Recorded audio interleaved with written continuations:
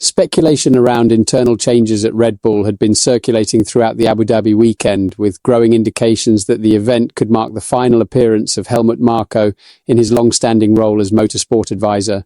Those discussions escalated during a Monday meeting between Marko and senior Red Bull executives, leading to the formal confirmation of his departure one day later and closing a partnership that stretched over 2 decades. The official statement framed the move as a retirement decision, something understandable given Marko's age, but sources within the organization suggest a more complex backdrop. Red Bull's Austrian parent company has assumed progressively more control over the F1 operations since the high-profile power struggle involving Christian Horner, triggering structural adjustments across both racing teams and support departments. Even the team's communications leadership has shifted, with a new PR chief appointed from the Austrian branch earlier in the season. These adjustments have intersected with an area Marko traditionally dominated, driver development. As the long-time head of the Red Bull Junior program, he previously enjoyed near total authority over driver decisions. However, recent cases expose internal disconnects.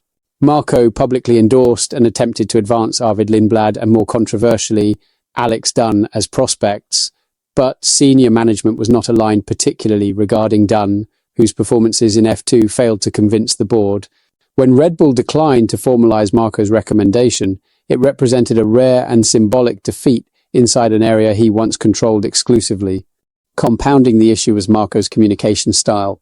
In an era increasingly shaped by controlled messaging and coordinated PR responses, Marko remained a throwback to the old paddock, unfiltered, accessible, and frequently outspoken.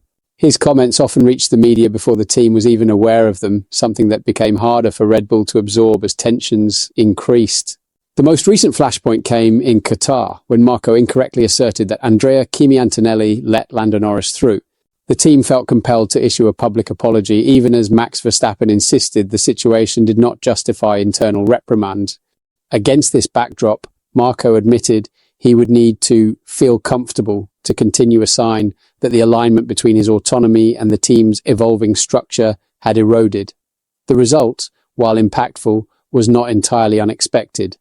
The broader question now shifts to Verstappen's future. Marko played a pivotal role in bringing the Dutchman into Formula One, fast-tracking him directly into Toro Rosso and forging a bond built on trust and loyalty.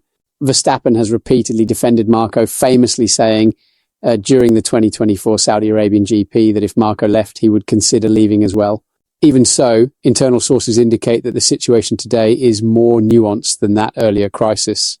Both the Austrian and Thai ownership blocks have reassured Verstappen of their long-term commitment, recognizing his critical role in the team's performance metrics. Verstappen himself said in Abu Dhabi that he feels more comfortable in the current atmosphere than he did a year earlier, even though he is not champion this time.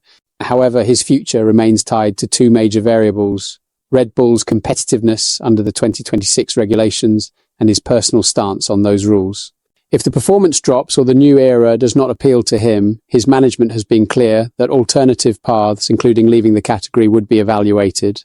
It is also worth noting that the widely discussed Marko clause in Verstappen's contract was neutralized last year through an accompanying letter, reducing the immediate contractual impact of Marko's departure. Still, performance clauses remain, meaning Red Bull must deliver once the new engine partnership with Ford arrives in 2026. Looking ahead, the team still needs to define who will lead the driver academy and how responsibilities will be distributed without Marko's centralized influence. Changes to the internal structure appear inevitable as Red Bull works to establish a long-term leadership model suited for the next era of Formula One. For now, Marko leaves behind a formidable legacy: 8 drivers' titles, 6 constructors' championships, and 130 race wins, with Sebastian Vettel and Max Verstappen as the most successful products of the system he built. What's your take on this situation? Share your opinion below and don't forget to subscribe to the channel for more Formula One updates.